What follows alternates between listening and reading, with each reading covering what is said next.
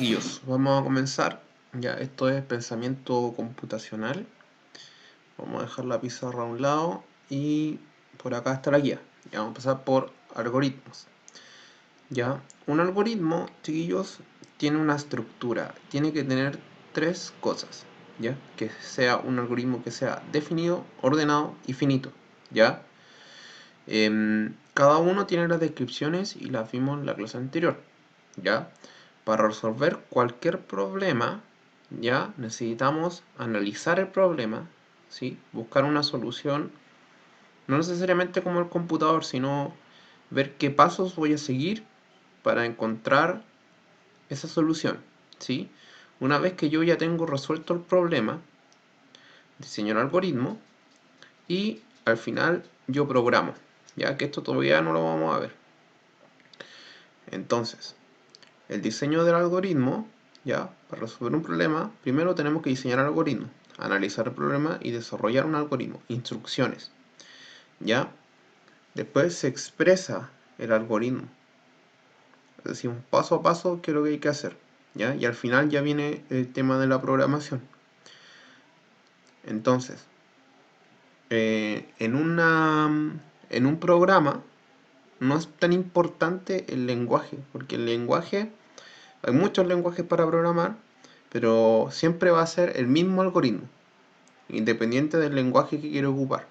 Va a tener el algoritmo va a ser el mismo porque va a ser la misma instrucción, pero el lenguaje que pueda ocupar va a ser distinto, ¿ya?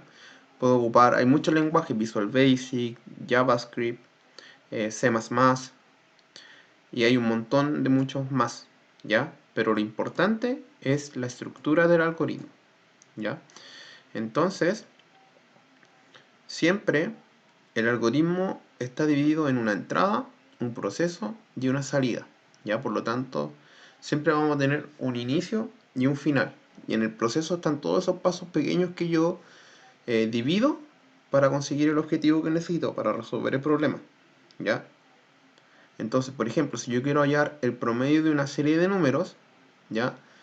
Las instrucciones que voy a seguir yo va a ser, primero el inicio, voy a leer los números, los voy a sumar, los voy a dividir por la cantidad, obtengo el promedio y el fin. Y ahí soluciono el problema, ¿ya? Si quiero calcular el área de una circunferencia, ¿cuál es? Es pi r cuadrado. Entonces, inicio, ¿ya? Leo el radio, calculo el área, porque no tengo nada más que leer, no hay ninguna otra variable que leer, ya, porque pi es un número y el radio es lo que yo necesito para poder resolver, ¿ya? Y luego el fin, ¿ya? Ahora, diferencia entre pseudocódigo y algoritmo. Esto ya es la parte más, un poquito más densa, ¿ya? Nos vamos a ir directo aquí. Para el mismo caso, ¿ya? Si yo quiero leer o quiero calcular cualquier cosa, un promedio, acá en este caso vamos a calcular corriente, ¿ya? La corriente, ¿cómo se calcula? Como R dividido en B. R es la resistencia y B es el voltaje. Entonces, un algoritmo sería inicio, ¿sí? Leer las variables de que depende la fórmula. ¿Qué necesito para calcular la fórmula? La resistencia y el voltaje. Entonces, leo la resistencia, leo el voltaje, divido la resistencia dividido en el voltaje, escribo el resultado de la corriente y fin. Esto es un algoritmo. Cuando yo estoy trabajando con un pseudocódigo, ya estoy como transformando mi lenguaje a hablar como semi-máquina, por así decirlo, ¿ya? Entonces ya es un poco más cuadrada las instrucciones que les voy a dar. Entonces, primero igual inicio, después voy a leer las variables, ¿ya? ¿Qué variables necesito? La resistencia y el voltaje, porque yo quiero calcular la corriente, la I. Leo las variables, ¿ya?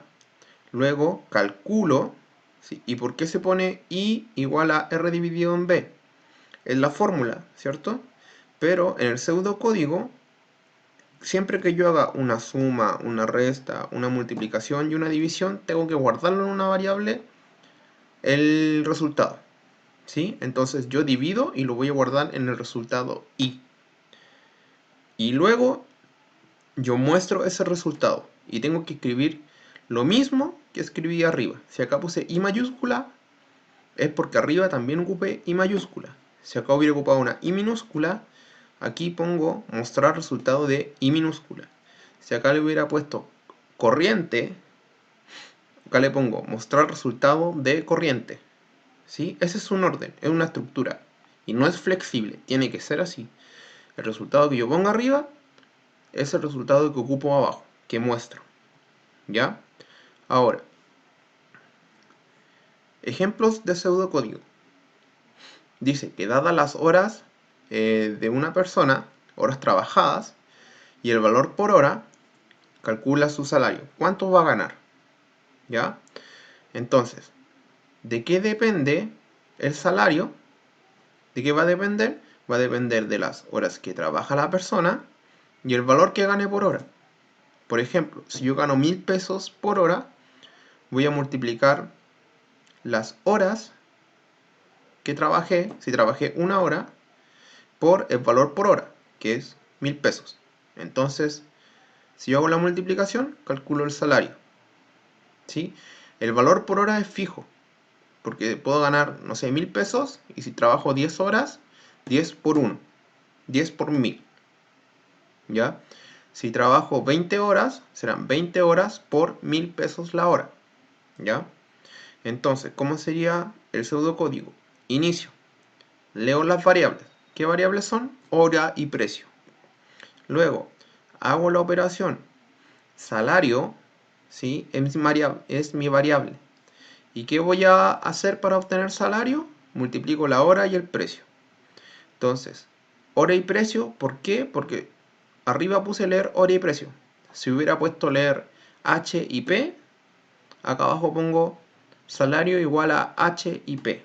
Siempre las mismas variables que yo declaré. Entonces, voy a multiplicar la hora por el precio y este resultado se va a guardar en la variable salario. ¿Sí? Siempre se lee de derecha a izquierda. Esto es lo que yo considero. Y después que ya hice el cálculo, yo muestro salario, muestro el resultado.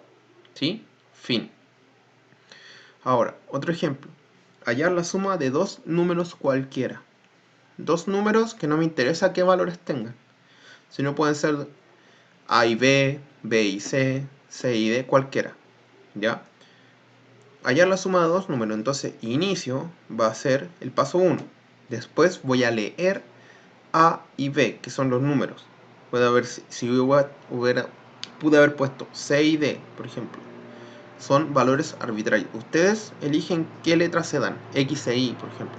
¿Sí? Entonces, una vez que yo leo A y B, hago la operatoria. ¿Cuál es la operatoria? La suma de dos números. Entonces, yo tengo que sumar esos dos números, A y B. ¿Y dónde lo voy a guardar? En una variable que se llame suma. ¿Sí? O le puedo haber puesto S. ¿Sí? Entonces, lo guardé en variable suma y el paso 4 que va a ser mostrar suma, que es el resultado de las dos variables. Fin.